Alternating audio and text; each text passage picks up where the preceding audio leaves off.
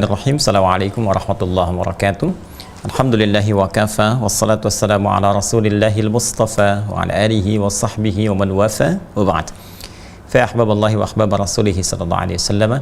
Usi nafsi wa iyyakum bitaqwallahi faqad fazal muttaqun fala tamutunna illa wa antum muslimun. Faqala ta'ala ya ayyuhalladzina amanu taqullaha haqqa tuqatih wa la tamutunna illa wa antum muslimun. Saudara-saudariku dimanapun Anda berada, Alhamdulillah berjumpa kembali dalam kajian Aku Suka. Ayo kultum sejenak untuk berbuka. Alhamdulillah hari ini kita berada di hari Jumat, pekan kedua ya. Pekan kedua di bulan Ramadan, tepatnya tanggal 11 Ramadan tahun 1442 Hijrah. Kita bermohon pada Allah Subhanahu wa taala semoga seluruh amal ibadah kita yang telah ditunaikan sampai dengan hari ini berkenan diterima oleh Allah Subhanahu wa taala, pun doa-doa kita mudah-mudahan segera dikabulkan oleh Allah dengan pengabulan terbaik, dan mudah-mudahan apa yang kita harapkan juga diijabah oleh Allah Subhanahu wa taala, khususnya ampunan-ampunan Allah dan rahmatnya, insyaallah, amin ya rabbal alamin. Teman-teman dimanapun Anda berada, hari ini kita akan coba lanjutkan pelajaran kita terkait dengan sifat salat Nabi sallallahu alaihi wasallam. Penting saya ingatkan bahwa materi ini akan menjadi kebutuhan pokok bagi setiap muslim, karena salat adalah ibadah pokok yang kita tunaikan setiap hari, baik di Ramadan ataupun di luar Ramadan. Bahkan di Ramadan diminta untuk ditingkatkan dengan hadirnya qiyam di malam Ramadan atau yang kita kenal dengan tarawih. Dan benarnya sholat akan menentukan berbagai hal yang terkait dengan kehidupan kita baik dunia ataupun akhirat. Seperti pernah saya uraikan di pertemuan awal-awal jumpa kita di Aku Suka untuk episode kali ini, bahwa sholat bisa mempercepat terkabulnya doa, sholat memberikan ketenangan kepada jiwa, sholat menjadi jembatan kesuksesan dan kebahagiaan kita, sholat bisa merubah perilaku kita menjadi lebih baik. Dan sampai hari ke-11 ini, dari pelajaran yang telah kita coba kaji bersama, mari kita evaluasi apakah sholat yang telah kita tunaikan setidaknya menghasilkan satu di antara sekian banyak keistimewaan yang masih bisa kita rasakan saat di dunia ini sebelum kembali kepada Allah. Dan tentunya saat kembali ini menjadi amalan pokok yang akan dihisab pertama kali dan menjadi parameter yang diterimanya amal-amal yang lainnya. Inna awwala ma yuhasabu bihil abdu yaumal qiyamati as-salah. Idza salahat salah sairu amali wa idza fasadat fasada sairu amali. Nabi pernah memberikan satu kisi-kisi ya sebelum kita kembali kepada Allah. Nanti di akhirat amalan pertama yang akan dihisab oleh Allah itu adalah salatnya. Jika benar salatnya, maka ini pertanda baik akan bagusnya amal-amal lain. Tapi jika bermasalah, maka ini pun pertanda buruk bagi amal-amal yang lainnya. Ingat ya, karena salat itu amalan pokok, salat pembuktian keimanan kita kepada Allah, salat pengakuan kita atas ketuhanan Allah Subhanahu wa taala dan komitmen kita dalam menyembahnya, dan salat juga sebagai bagian dari pokok iman. Ya, karena itu Allah ketika memberikan penerimaan salat bagi kalangan sahabat di era Nabi, Allah menyampaikan wa ma kana Allahu liyudhi'a imanakum. Allah nggak akan menyia-nyiakan iman kalian. Salat disebut dengan kalimat iman untuk menunjukkan pokok keimanan kita terletak pada salat kita. Karena itu bukan hanya di era Nabi Muhammad SAW saja sampai dengan kini, sebelum beliau pun semua nabi-nabi salat. Ya, karena salat tadi pembuktian ketuhanan Allah Subhanahu wa taala yang dibuktikan oleh kita semua dengan menyembahnya dan pokok keimanan kita. Ya, ini tegas kalimatnya ketika Allah sampaikan kepada Nabi Musa alaihissalam dan diabadikan di Quran surah ke-20 Taha ayat ke-14. Innani anallahu la ilaha illa ana fa'budni wa aqimis salata li dzikri. Ya, sungguh hanya aku Allah, kata Allah, satu-satunya Tuhan yang layak dipertuhankan, yang layak untuk disembah. Fa'budni, maka sembah aku. Bagaimana caranya? Wa aqimis salata li dzikri. Ya, la ilaha illa ana, tidak ada Tuhan selain aku, kata Allah. Fa'budni, sembah aku. Wa aqimis salata li dzikri, dan cara menyembah Allah itu dengan menunaikan salat. Karena itu Nabi Musa salat, Nabi Isa salat. Quran surah ke-19 Maryam ayat 31-nya ya, sampai dengan 33. Kemudian Nabi Ismail ya alaihissalam salat, bahkan minta keluarganya salat. Wa kana ya'muru ahlahu bis salat. Quran surah ke-19 ayat 55. Kemudian Nabi Zakaria salat, ya bahkan memohon kepada Allah minta keturunan dalam salat. Quran surah ketiga Ali Imran ayat 38 sampai 39. Jadi demikian semua mendapatkan risalah untuk menyembah Allah, menuhankan Allah dan mengabdi kepada Allah lewat salat. Dan yang paling sempurna cara menunaikannya adalah di eranya syariat Nabi Muhammad SAW yang kita praktikkan sampai dengan saat ini. Nah, hanya apakah praktek salat yang kita kerjakan benar seperti yang ditunjukkan Nabi? Itu yang coba kita belajar untuk menyempurnakan setiap hari, bukan sekedar menggugurkan kewajiban, sehingga kita bisa menikmati penghambaan kita kepada Allah dalam salat. Ya, baik itu dalam konteks kita menyembah Allah, merasakan ketenangan di jiwa, merasakan kita sedang menghadap, pun demikian mendapatkan feedback dari sholat itu seperti yang pernah kita uraikan. Alhamdulillah teman-teman sekalian, kita sudah bahas bahwa penyebab orang-orang sulit mendapatkan hal-hal yang tadi disebutkan, ya baik itu ketenangan, doa terkabul, merubah perilaku, itu ada dua penyebabnya yang paling utama. Seperti pernah kita uraikan. Yang pertama, kebanyakan juga ada yang tidak khusyuk, ya. Saya pernah sampaikan di Al-Baqarah ayat 45 sampai 46. Mohon izin berkenan menyimak kembali di pelajaran sebelumnya. Kemudian yang kedua, ya ada juga indikasi orang sholat tidak mengerti, tidak paham apa yang ia baca dan dia lakukan dalam sholatnya, dan ini banyak. Ya, karena itu kita coba mengkaji, menghadirkan episode Aku Suka dalam seri Ramadan sampai dengan kini untuk membahas dan mengetahui begini loh caranya, begini loh maksudnya, ini loh yang dibaca, kan seperti ini maknanya, dan ini yang coba kita dapatkan dari apa yang kita lakukan, termasuk apa yang kita baca. Alhamdulillah di pertemuan yang lalu pembahasan kita sudah sampai kepada pembahasan takbir. Ya, sudah sampai kepada pembahasan takbir. Mohon izin saya mengingatkan bagi teman-teman yang baru bergabung, ya Anda bisa mengecek episode yang sebelumnya. Kalau sudah punya buku yang paket ya, khusus yang catatan penuntut ilmu spesial Ramadan, Anda tinggal scan.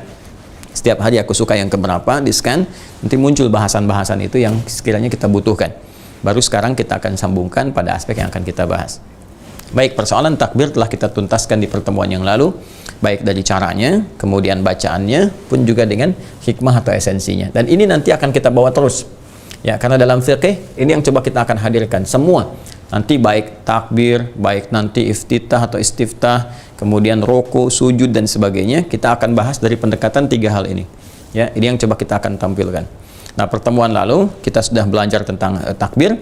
Ya, dalam takbir ini pun ketika mengangkat, saya coba ingatkan ya, sejajar dengan bahu yang di sini yang sudah kita bahas di Abu Dawud nomor hadis 721, ini sudah kita tampilkan ya di sini, ataupun juga bisa nanti dengan sejajar dengan daun telinga yang sudah pernah saya sampaikan teman-teman sekalian. Mana yang paling nyaman saja, di sini bisa, di sini juga bisa ya. Kemudian dalam konteks kita mengangkat ini, saya ingatkan kembali bahwa kita bisa bersamaan mengucapkan Allahu Akbar, ya, atau diucapkan dulu Allahu Akbar kemudian kita mengangkat, ya, atau kita mengangkat dulu dan meletakkan di tangan baru mengucapkan Allahu Akbar. Baik ya, itu bisa tiga cara. Tapi intinya dari semua ini teman-teman sekalian, maka memberikan kesan kepada kita pembuka sholat itu diharuskan kita dengan bertakbir, dan saat bertakbir inilah kemudian takbirnya disebut dengan takbiratul ihram. Ini takbir satu-satunya dalam sholat yang disebut dengan ihram. Ya, yang lainnya intiqal nanti. Ini cuma satu-satunya disebut dengan ihram. Baik, saya sampaikan di pertemuan lalu kenapa disebut dengan ihram dari kata ahrama yang berarti mengharamkan, melarang. Ya, tidak membolehkan sesuatu dilakukan. Jadi kalau sudah takbir, dilarang kita, diharamkan membawa segala hal yang tidak terkait dengan sholat. Jadi buang semua urusan dunia ke belakang, buang semua yang tidak terkait dengan sholat ke belakang, kecuali yang akan kita mohonkan kepada Allah, apa yang akan kita mintakan.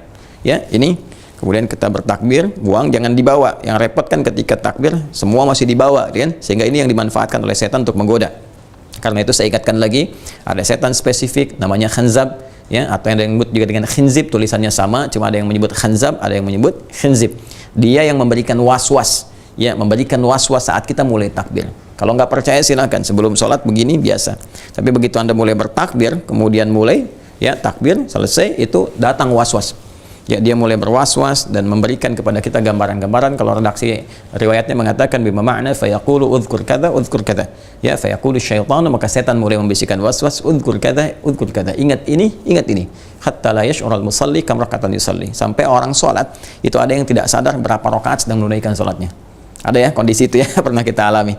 Nah, maka dalam konteks ini kita bertakbir jangan dibawa urusan dunia-dunia yang tidak penting, yang tidak terkait dengan salat. Buang. Ya, nah saat mengangkat ini pula bersamaan di sini, ya kalau kita melihat kepada beberapa riwayat-riwayat yang sampai, di sini ada proses juga menghadirkan niat dalam sholat. Ya, jadi kalau di misalnya kan Al-Imam Syafi'i mengatakan niyatu mahalluha fil qalbi, ya muqtarinan bit takbir. Jadi niat itu tempatnya di dalam hati, kemudian bersamaan dengan kita bertakbir. Jadi begitu kita mengucapkan Allahu Akbar, ya kan? Allah Maha Besar, kita menerjemahkan Allah Maha Besar, hati kita meresapi, kemudian di hati kita meniatkan, ya diarahkan mau kemana sholat ini. Kalau di dalam bahasa hati kita misalnya, ya Allah, saya ingin meniatkan sholat untuk menunaikan sholat zuhur 4 rakaat, ya kan? Jadi begitu kita bertakbir, nah ini mau maghrib misalnya kan, kita takbir Allah, ini kan bersamaan dengan kita mengucapkan Allahu Akbar, hati kita mengarahkan, ya Allah, saya meniatkan sholat ini untuk sholat maghrib 3 rakaat karenamu, kan? Nah, kalau di bahasa Arab kan, maka bahasanya munculnya di hati kita, usalli misalnya fardha al-maghribi 3 raka'atin lillahi ta'ala. Itu di hati kita. Jadi bersamaan kita mengangkat, ya di hati kita niatkan, mengarahkan yang dimaksudkan sholatnya sholat apa. Ya, walaupun ada sebagian ulama meluaskan, kalau sudah adzan maghrib ya pasti sholat maghrib, ya. Kalau sudah adzan zuhur pasti sholat zuhur. Tapi tidak begitu juga. Perkara luas ini akan didetailkan kembali. Ya, coba bagaimana Anda bisa memastikan demikian? Kan ada juga orang jamaah, ya, ada juga orang sholat sunnah dulu. Coba apa bedanya sholat sunnah sebelum subuh dengan sholat subuh? Sama-sama 2 rakaat, sama-sama di waktu subuh. Ya, qabliyah subuh kan setelah adzan berkumandang selesai, qabliyah subuh dulu, baru sholat subuh dulu. Apa yang membedakan antara pertama sunnah dengan fardu? Padahal sama-sama rakaatnya 2, ya, sama-sama bahkan gerakannya dan sebagainya, yang membedakan niatnya. Karena itu niat nanti untuk takhsisul ibadah, untuk mengkhususkan ibadah apa yang mau dikerjakan. Ya, sama persis dengan jamak juga. Ya, misalnya jamaknya kamil nih, zuhur dengan asar 4-4, ya kan? Apa yang membedakan keduanya? Ya niat. Jadi niat itu pertama bisa membedakan antara rutinitas dengan ibadah, yang kedua membedakan ibadah satu dengan ibadah yang lainnya. Jelas ya? Nah, sama persis dengan puasa juga. Ya, di hari-hari puasa sunnah misalnya ada Senin Kamis, ada puasa Daud. Terus Anda mau pilih yang mana? Niat yang membedakan. Maka ketika bertakbir itu, ya Allahu Akbar, kemudian kita ucapkan Allahu Akbar, ya fikiran menerjemahkan Allah Maha Besar, di hati kita mengarahkan, ya ini salatnya kita tujukan salat apa sekarang ini, ya. Jadi kalau kita katakan misalnya Allahu Akbar di hati kita, ya, jadi kita sambil mengatakan saya Allah meniatkan salat maghrib 3 rakaat karenamu, atau usalli fardal maghribi 3 rakaatin lillahi ta'ala, itu kan. Nah, baik, sekarang kita akan coba teruskan. Ketika tangannya sudah diangkat, ya Allahu Akbar, hati kita mengarahkan kemudian kemana arah salat kita, kemudian pikiran kita menerjemahkan Allah Maha Besar, dan kita merasakan bagaimana kebesaran Allah. Dan juga di sini kita kembali mengevaluasi pada diri kita, ya. Selama ini kadang-kadang kita merasa angkuh, merasa besar, merasa sombong di hadapan orang, merasa yang lebih hebat, dan sekarang kita berada di hadapan Allah membawa itu semua, kan? Nah, itu hadirkan suasana itu, dan tangan kita mulai mengangkat. Sekarang lanjutannya adalah dari sini kemana praktek caranya itu berlangsung. Tangannya apakah begini atau diteruskan disimpan, seperti apa caranya, adakah bacaannya mengiringi, dan apa hikmahnya. Nah, ini yang coba kita akan lanjutkan bahasan di pertemuan kali ini. Baik teman-teman sekalian, kita kembali akan melihat kepada rumusan hadis-hadis Nabi Sallallahu Alaihi Wasallam untuk melihat bagaimana Nabi menunjukkan kepada kita dan mengarahkan tentunya praktikal solat, karena diikat dengan ketentuan beliau Sallallahu Alaihi Wasallam, sallu kama ra'aitumuni usalli, salatlah kalian persis seperti melihat aku solat, untuk mendapatkan apa yang kita coba harapkan di awal-awal jumpa kita itu. Nah, sekarang kita akan bahas tentang posisi tangan, ya ini yang kemarin. Sekarang kita akan bahas posisi tangan, ya, pasca takbir, ya, di mana tangan itu diletakkan, ya, di mana tangan itu diletakkan. Nah, ini yang coba kita akan uraikan. Yuk kita cek dulu dalam kitabnya, ya, kita kembali kepada referensi di kitab-kitab hadis. Nah, ini saya bawakan hari ini masih dengan Sunan Abu Daud. Nah, ini juga ada Sunan Nasai. Ya, ini yang Sunan Abu Daud yang biasa kita bacakan. Yang ini nanti ada Sunan An-Nasai yang kemarin sempat saya sebutkan, ya. Di An-Nasai ini kitabnya, jadi kita coba hadirkan untuk bisa memberikan wawasan, ya. Saya coba tampilkan yang Sunan Abu Daud dulu, ya. Yang ini karena ini kami juga lebih sistematis dalam penyusunannya, dan saya lihat pembahasannya, tematiknya itu lebih terukur, ya. Jadi coba kita nanti lihat, dan untuk penguat nanti kita bisa lihat kitab-kitab yang lainnya. Bismillah, ini insya Allah ada di halaman 109, ya, tentang meletakkan tangan, ya, pasca takbir, di bab yang ke-122 insyaallah nggak salah. Baik, ini ya, 109, halaman 109 di bab 122, ya. Nah, kita ini bacakan babnya, babu wad'il yumna 'alal yusra fis shalah. Nah, ini babu wad'il yumna 'alal yusra fis shalah, bab meletakkan tangan kanan, ya, menutup atau di atas tangan kirinya dalam salat. Seperti apa gambarannya? Yuk kita bacakan dulu. Kita lihat nomor hadis 754. Qala haddatsana Nasr ibn Ali akhbarana Abu Ahmad 'anil Ala ibn Salih an Zur'ah ibn Abdurrahman qala sami'tu Ibn Zubairi yaqulu safful qadamaini wa wad'ul yadi 'ala al-yadi minas sunnah. Ya. Jadi Ibnu Zubair menyampaikan bahwa safful qadamaini, ya rapatnya, lurusnya, teraturnya saf di kedua telapak kaki itu, wad'ul yadi 'ala al-yadi, dan meletakkan tangan di atas tangan, minas sunnah, termasuk sunnah. Ya, yang dimaksudkan dalam salat. Status hadis ini dijelaskan oleh Imam Abu Daud, ini dhaif status hadisnya. Ya, jadi informasi sampai tapi sanadnya ini dhaif, ya. Nah, ini bagusnya begini nih, ada tahqiq di bawahnya, ini sahih, ini dhaif, dijelaskan kepada kita, ya. Nah, kemudian yang terkait dengan praktikalnya, nah ini ada langsung di nomor hadis 755. Ya, 755. Yuk kita bacakan. Qala haddatsana Muhammad ibn Bakkar ibn Rayyan an Hushaim ibn Bashir an al-Hajjaj bin Abi Zainab an Abi Uthman an-Nahdi an Ibn Mas'ud radhiyallahu ta'ala anhu annahu kana yusalli فوضع يده اليسرى على اليمنى فرآه النبي صلى الله عليه وسلم فوضع يده اليمنى على اليسرى. Hadits hasan. Masyaallah. Ini langsung dari Ibnu Mas'ud radhiyallahu taala anhu di awal-awal fase masa salat, ya, ketika kemudian perintah salat itu mulai disampaikan dan enggak semua sahabat mengetahui tata cara yang benarnya. Ini fase-fase pembelajaran. Ini biasa. Ya, jadi di sahabat juga awal-awal praktik, ya ada yang keliru pemahaman, ya ada yang keliru dalam praktikal diluruskan oleh Nabi, itu biasa. Jadi salah itu biasa dalam belajar, ya, tapi terbiasa salah itu yang tidak biasa, ya kan? Salah itu biasa dalam belajar, terbiasa salah itu yang tidak biasa. Jadi kalau kita belajar Quran ada yang salah, nggak harus putus asa. Ya, menghafal ada yang belum sampai, nggak harus putus asa. Kita coba lagi tingkatkan, belajar lagi, dan ketika kita belajar meningkat dalam ibadah, pahala dituliskan lagi. Ya, termasuk Khalid bin Rafi Az-Zuraiki pernah salah diluruskan oleh Nabi, biasa saja.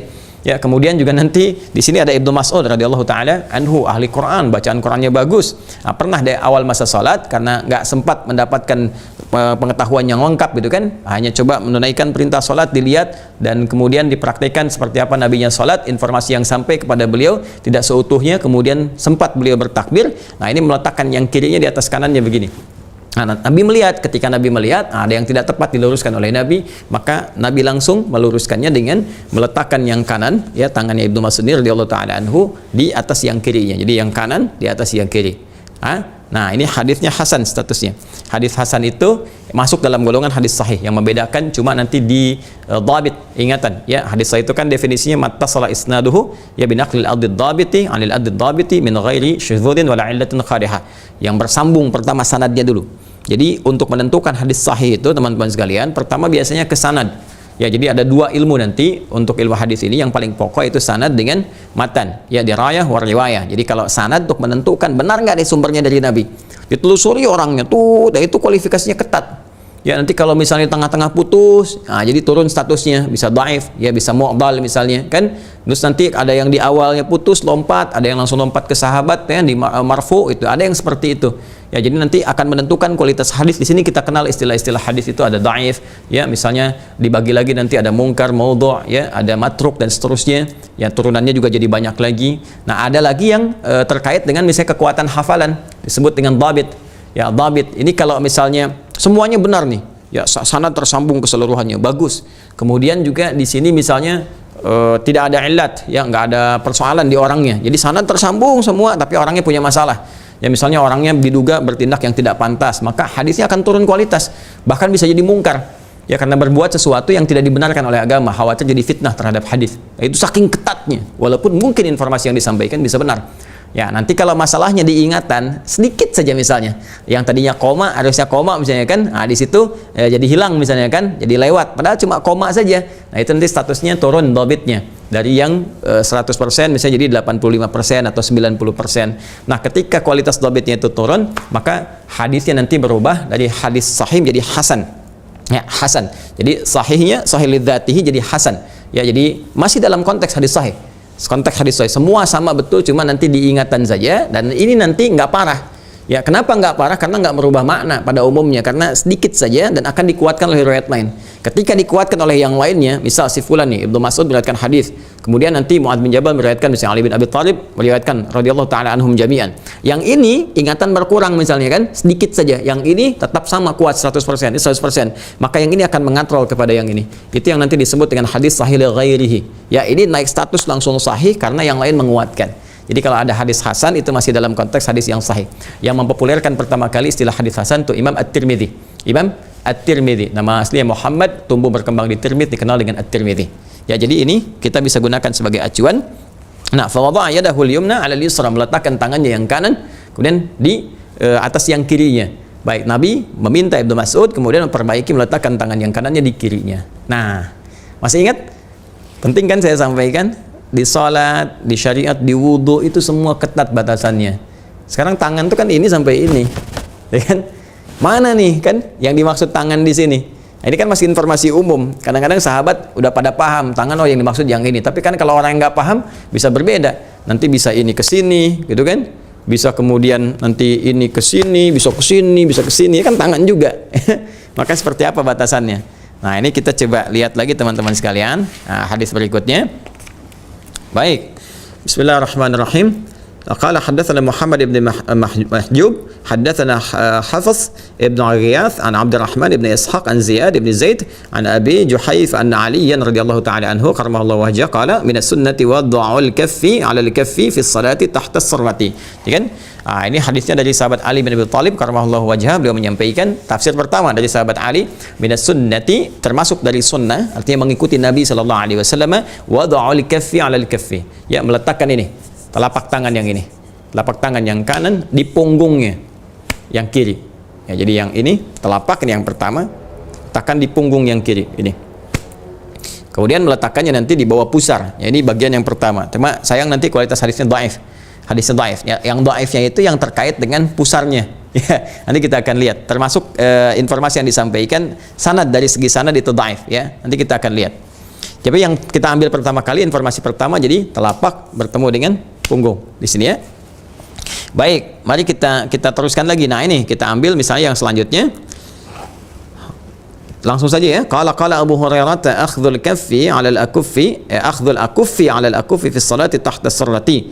Qala Abu Daud sami'tu Ahmad bin Hanbal yudha'ifu Abdurrahman bin Ishaq al-Kufi. Jadi kenapa penyebabnya yang tadi diletakkan di telapak ketemu punggung, diletakkan di bawah pusar itu dhaif, ya. Ini Imam Ahmad bin Hanbal itu mendhaifkan Abdurrahman bin Ishaq al-Kufi. Jadi ada seorang rawi bernama Abdurrahman bin Ishaq al-Kufi, itu orangnya bermasalah sehingga hadisnya pun ikut bermasalah.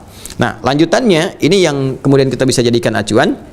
Haddatsana qala Abu Taubah haddatsana al-Haytham ya'ni Abi Humaid an Thawr an Sulaiman ibn Musa an Tawus qala kana Rasulullah sallallahu alaihi wasallam yada'u yadahu al-yumna 'ala yadihi al-yusra thumma yashuddu bainahuma 'ala sadrihi wa huwa fi shalah. Nah, jadi teman-teman sekalian, di sini kalau kita teruskan nanti kita juga bisa ambil dari yang An-Nasa'i, hadis riwayat Muslim, nanti untuk mempersingkat saja, untuk mempercepat supaya apa yang kita sampaikan singkat kultum dalam menjelang buka ini bisa lebih efektif. Jadi nanti secara singkat ada 3 bagian yang bisa kita letakkan dalam konteks kita bertakbir, ya, untuk meletakkan tangan. Jadi yang pertama begini, sudah diangkat. Pertama meletakkan ini, teman-teman sekalian, telapak yang ini di punggung yang kiri, telapak yang kanan di punggung yang kiri begini. Ya, jelas, ya? Satu. Kemudian yang kedua, rusghun ala rusgin. Rusghun ala rusgin. Ini pergelangan ini di pergelangan yang ini. Jadi mengangkat ini pergelangan ke sini. Jelas, ya? Nah, tapi langsung, ya. Jangan diukur dulu misalnya Allah. Tidak, ya. Jadi langsung, ya, Allahu Akbar. Ini, ya.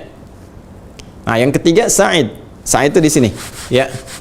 Nggak sampai ke sini. Kalau sini mirfaq, ya, di sini. Nah, antara ini sampai dengan ke sini. Ya, jadi begini. Dilebihkan sedikit lah, paling gampang. Jadi telapak ini letakkan di sini. Paling gampang di sini. Dan nggak nyampe ke sini. Justru ini nanti ada riwayat mengatakan dikecam. Nabi tidak menyukai orang sholat dengan seperti orang sombong dalam bertakbir. Yang dimaksud sombong itu ada yang menafsirkan meletakkan telapaknya di siku begini. Ya, seperti ngawasin proyek kan begini. Itu, ya, mendorin proyek gitu. Ini kan sedang menghadap Allah, ya. Awas, hati-hati nih, sedang di puncak misalnya subuh-subuh dingin luar biasa. Allahu Akbar gini kita. Nah, itu tidak. Tetap di sini 3 posisi. 1 di sini, 2 di sini, 3 agak lewat ke sini di sini. Ya, jadi silahkan pilih mana yang nyaman, di sini atau di sini. Nanti hadisnya spesifik. Ini hadisnya sahih, ya. Nah, cuma nanti perbedaannya ketika sudah meletakkan seperti ini, letakkannya di mana? Ya, apakah tadi di bawah pusar yang disebutkan hadis riwayat Ali bin Abi Thalib, ya kan? Ataukah kemudian dari Taus, kan, diletakkannya di dada? Dada itu sebelah mana? Apakah yang ini? Apakah yang ini? Gitu kan? Nah, itu yang kita lihat teman-teman sekalian. Nah, dari 2 perbandingan ini, saya penting sampaikan dulu asal mula asal mula ketika mengangkat ini seperti ini, itu asal mulanya irsal, begini. Irsal itu tidak meletakkan sama sekali, jadi begini asal mulanya di awal-awal masa salat. Ya, seperti ini teman-teman sekalian. Ulang ya, jadi bertakbir Allahu Akbar ini seperti ini. Ini nanti riwayatnya banyak diriwayatkan oleh Imam Malik. Jadi di Malikiyah ya, rahimahullah jami'an, di Malikiyah itu kalau Anda misalnya melihat nanti ada orang salat begini, Masjidil Haram misalnya kan, takbir Allahu Akbar. Nah, itu Maliki. Jadi mengambil hadis dari Nabi riwayat Imam Malik. Ya, nanti dipraktekkan misalnya ada di Tripoli di Libya ada, di Tunisia ada, dan di Aljazair ada, nyebrang dikit ke Italia ada, ya Spanyol, ya itu Maliki rata-rata. Jadi begitu mereka salat Allahu Akbar begini. Ya kalau sedang di Masjidil Haram ada yang begini, jangan diajak ngobrol pas sedang salat. Ya Allahu Akbar. Hello man, how are you? Nah, dia sedang salat. Ya jangan diajak ngobrol. Jadi ini dia begini. Ya, dan ini jangan ditafsirkan juga Syiah. Ya, jangan tafsir oh, setiap yang begini Syiah. Awas tuh, Syiah gitu. Ya, bukan, belum tentu Syiah. Ya, nanti Syiah bisa dibedakan saat prakteknya ketahuan dalam sujud dan duduk di antara dua sujud, itu ketahuan sekali. Bedanya di situ nanti ya. Ada yang nyimpan kemudian batu atau bagian dari tanah Karbala, tentu ada yang kemudian nepak-nepak di antara dua sujud, itu akan kelihatan. Ya, tapi ke dalam takbir seperti ini, nah, Sunni juga ada yang begini, itu mazhab Maliki. Kemudian yang bertakbir mengangkat tadi yang saya terangkan, diangkat dan diletakkan. Nah, ini pertama kali di sini, begini, begini atau begini. Maka riwayatnya di sini teman-teman sekalian agak luas sekali dan ada perbedaan pendapat di kalangan para ulama. Yang pertama, ada yang menyebutkan di sini di perut, dan ada yang di bawah perut yang tadi kita sampaikan. Ya, rata-rata di bawah perut yang riwayat Ali bin Abi Thalib tadi, Abu Hurairah, tapi sayang didoaifkan karena sanadnya. Ya, bukan karena matanya tapi karena sanadnya. Tapi untuk kehati-hatian, status ini kemudian menjadi perluasan di kalangan para ulama dan ada yang memilih untuk mengambil riwayat yang paling kuat. Ya, nanti kita lihat maknanya. Jadi ini yang pertama di sini. Ya. Yang kedua, teman-teman sekalian, di dada. Dan ingat betul baik-baik. Dada itu, teman-teman sekalian, di dalam konteks bahasa Arab itu ada yang spesifik penekanannya disebut dengan sodrun. Ya, ada yang sodrun. Ya, sodrun, ada yang nahrun. Nahrun itu yang sebelah atas yang dekat ke leher. Ya sini, kalau ini ke halak ya, tenggorokan di sini, ya tenggorokan ya, halak. Ya kalau kita ada suara harful halak di tajwid, ya ha itu kan dengan ain, halak. Ya lepas wastul halak, ha ain. Nah, kalau kita taruh di sini, nah ini nahrun namanya. Nahrun, makanya unta itu sembelihnya di naharnya. Ya inna a'tainakal kautsar fasalli rabbika wanhar. Ya, sembelih, unta disembelih dengan menggunakan posisinya di naharnya dan dalam keadaan dia berdiri, enggak dijatuhkan. Ya. Sebaliknya sadrun itu letaknya teman-teman sekalian. Ini ma bainan nahri wal batni, antara nahar di sini dengan perut di sini. Ya, jadi kalau untuk spesifik laki-laki kurang lebih di sinilah posisinya nih.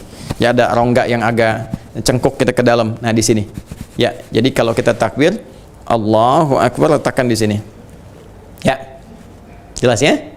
Nah, perempuan bisa di sini, bisa sedikit agak ke atas di sini. Ya. Baik, sedikit agak ke atas di sini. Jadi bukan di sini. Awas ya, bukan di sini nahrun namanya kalau di sini. Kalau kita turunkan ke sini sadrun. Ini batas paling atasnya sadrun. Nah, batas paling pertengahannya pasnya di sini. Ya ada rongga yang ada cengkuk di sini antara perut dengan ke sini. Ya ada rongga cengkuk di sini. Ya nanti kita bisa letakkan di sini. Nah ini namanya sadrun. Jelas ya? Sadrun. Nah saya pribadi lebih memilih untuk menguatkan yang hadis riwayat yang di sadrun ini karena lebih dekat ke pemaknaan hikmahnya, ke esensinya. Nah apa pasalnya? Apa penyebabnya? Perhatikan baik-baik. Kalau kita kaitkan dengan hadis-hadis terkait dengan praktek sholat secara keseluruhan, konteks umumnya dalam rangka bertakbir, kita akan temukan, perhatikan baik-baik. Bukankah Nabi memberikan isyarat kepada kita bahwa saat seseorang mulai bertakbir, setan itu mulai menggoda, memberikan was-was kan? Dan setannya namanya khanzib, gitu kan?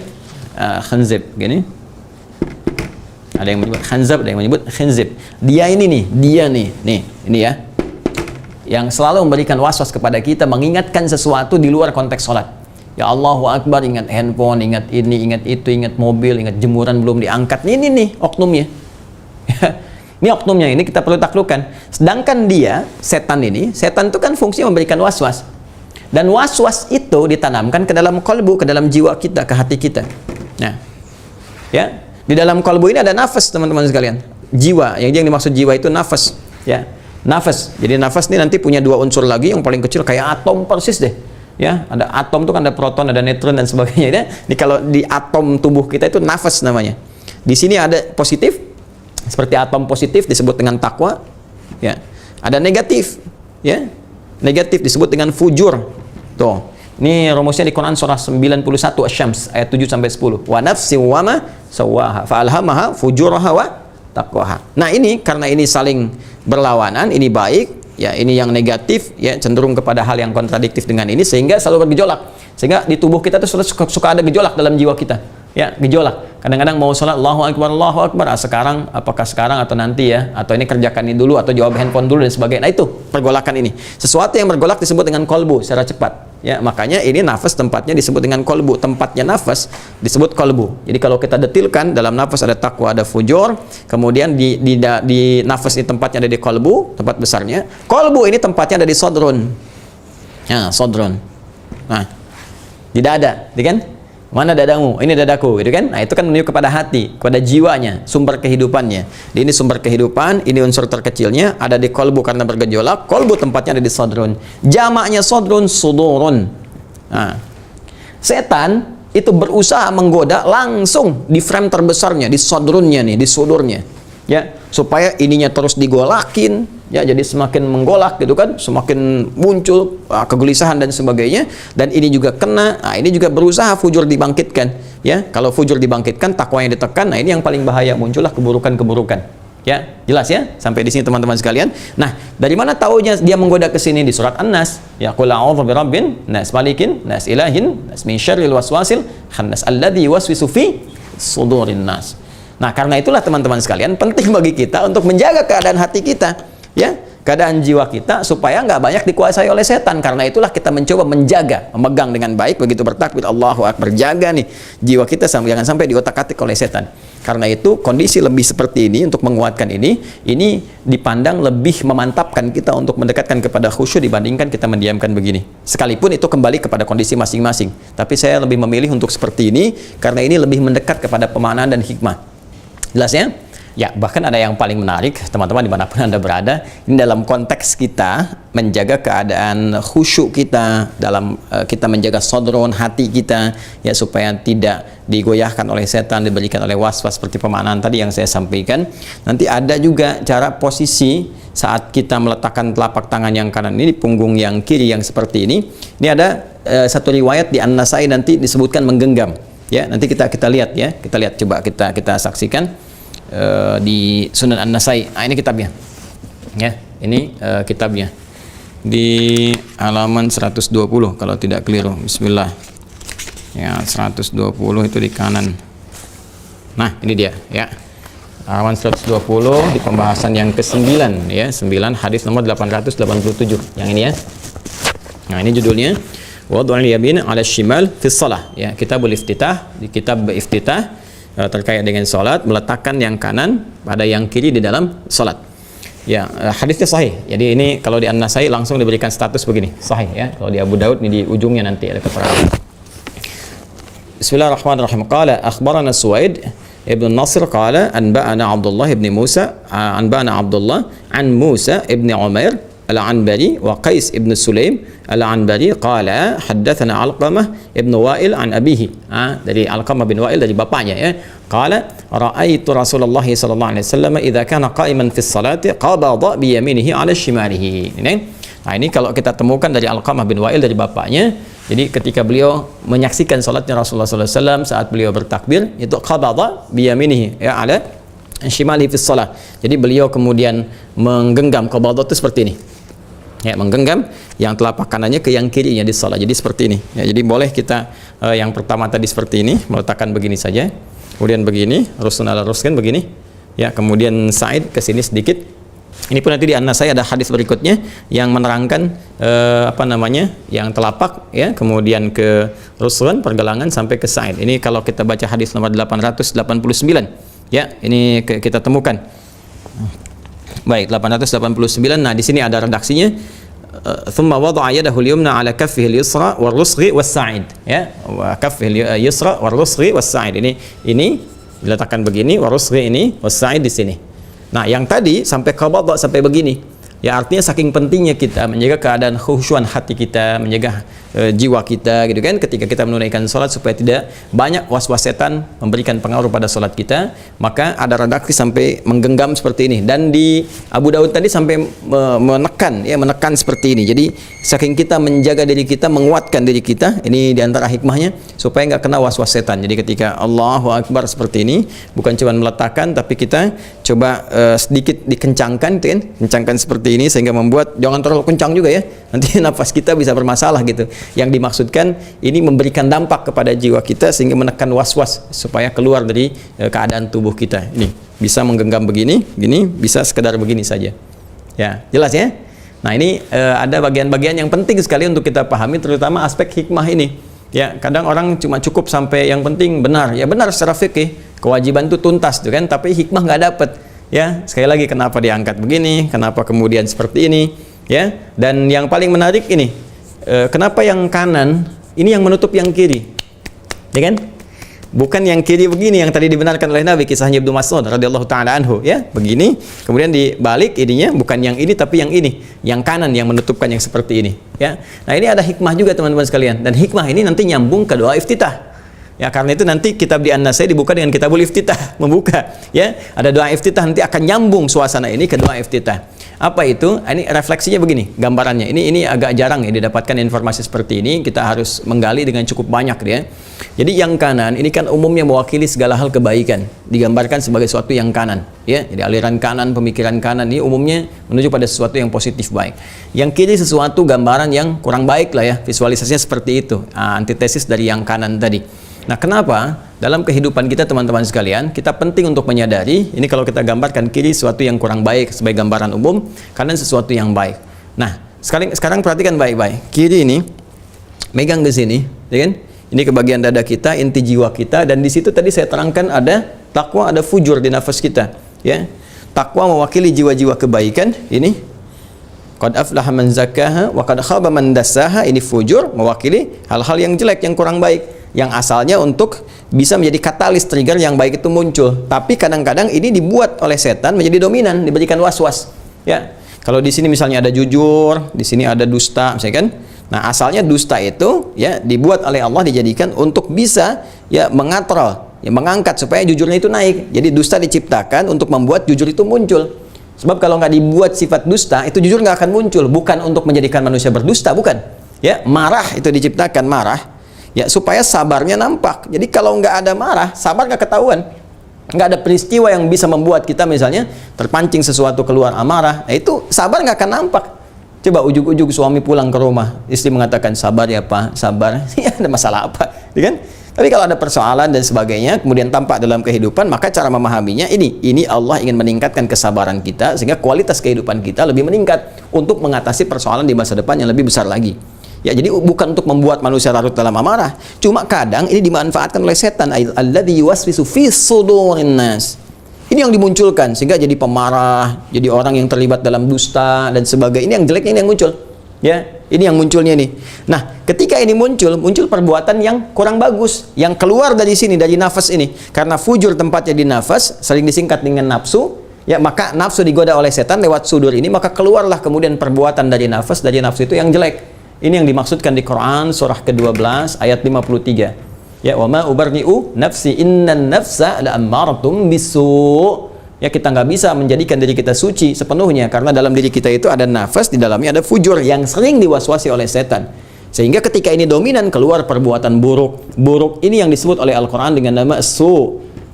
Ya, su, sesuatu yang kotor, yang buruk, yang tadi direfleksikan oleh diri kita ya dengan bagian kiri tadi. Ya, maka ini teman-teman sekalian sumbernya dari mana? Dari sini, dari hati kita.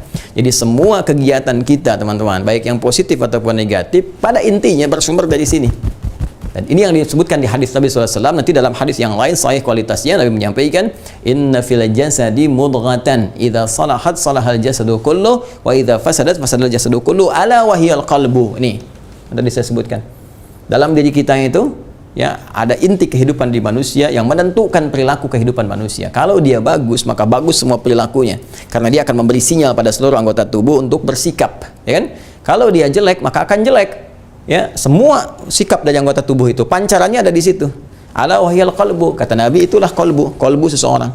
Dan di kolbu ini maksudnya apa? Ada nafas. Di nafas ini ada apa? Ada takwa. Jadi kalau takwa yang memberikan sinyal, nih yang baik dari jiwa kita yang baik yang keluar. Jadi pancarkan ke tangan, tangan berbuat baik, ke wajah, wajah bersikap yang mulia, ke lisan, lisan bicara yang baik. Kalau dipancarkan dari kolbu kita, dari nafasnya takwa. Tapi kalau yang jelek, fujur tadi, keluar dari nafsunya, keluar, maka jelek pula keseluruhannya. Ala wahyal kalbu. Makanya dalam sholat, ini isyaratnya adalah segala sesuatu yang jelek dalam kehidupan kita itu seringkali bersumber dari sini.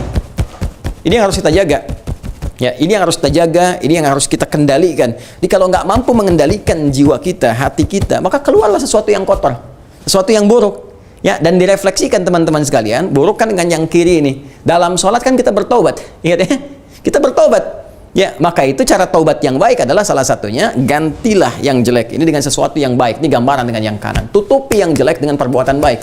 Ya, ittaqillaha haitsu ma kunta wa atbi sayyi'atil hasanata wa atbi sayyi'atal hasanata tamhuha. Ya, bertakwalah kepada Allah dimanapun kau berada, kata Nabi sallallahu alaihi wasallam, ya. Dan cara bertakwa itu mengoreksi dirimu, tutupi segala yang jelek itu dengan yang baik, maka yang baik ini akan menutup yang burukmu dan keluarlah kebiasaan baik dalam kehidupan. Ya, ini yang dimaksudkan dalam hadis lain, as-salawatu ila salawat, kan, wal jumu'atu ila jumu'ati wa ramadan ila ramadan kafaratun lima bainahunna. Salat yang ditunaikan dengan baik dari salat satu ke salat yang lainnya, Jumat ke Jumat, Ramadan ke Ramadan, akan menggugurkan kejelekan-kejelekan ya yang muncul pada diri kita itu, ya dunal kabair, malam takunil kabair, sepanjang bukan dosa besar yang harus ditobati. Ini yang menjadikan tanha anil fahsyai wal munkar, merubah perilaku menjadi baik. Karena saat sholat dia sadar, dia membawa keburukan, kan? Dia membawa kejelekan selama hidupnya, terus dia menghadap Allah sekarang, mungkin wafat saat sholat. Makanya ketika dia kemudian merasakan ini nih, yang menyebabkan saya berbuat jelek dalam kehidupan. Ini sumbernya di sini. Ya, kepada orang lain kata-kata yang kotor, merasa lebih hebat, ya, kemudian berbuat yang tidak pantas.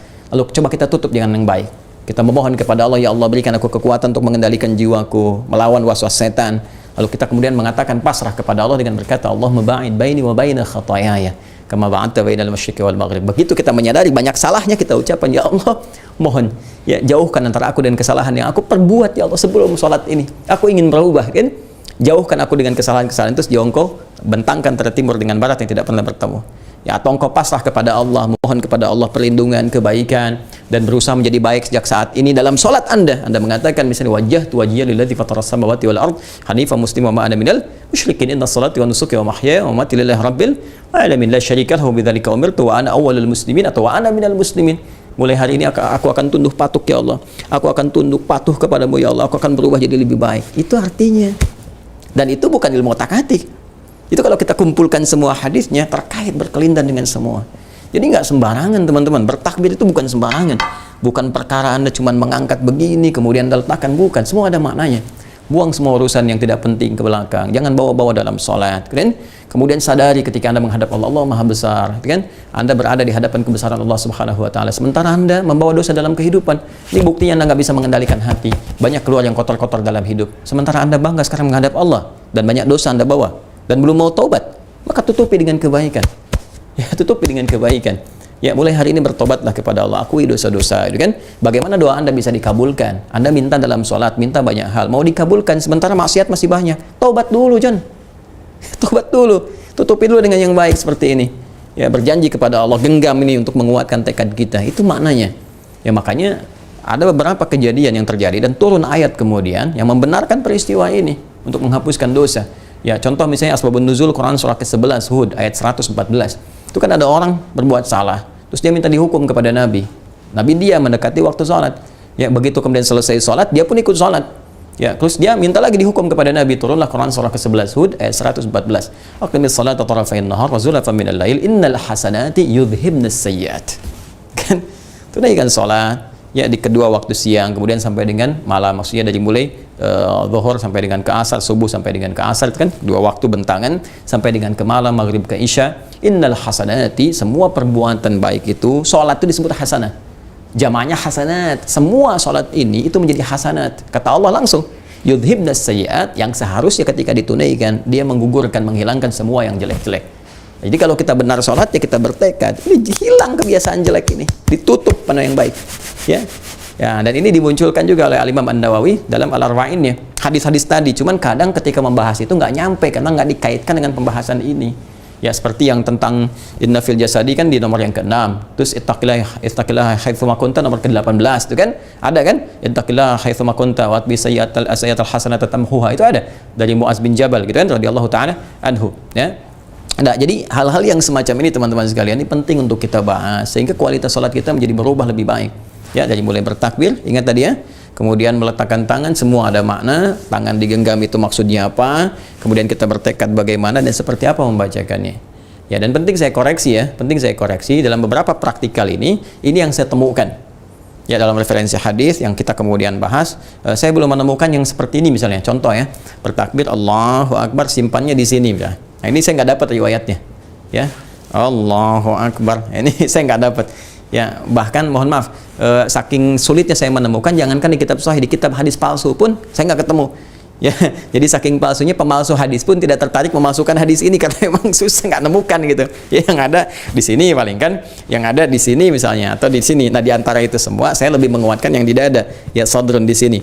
Ya, dengan catatan apa? Catatan tadi makna yang telah kita uraikan dari Al-Qur'an, dari hadis, korelasi dan praktek Nabi sallallahu alaihi wasallam.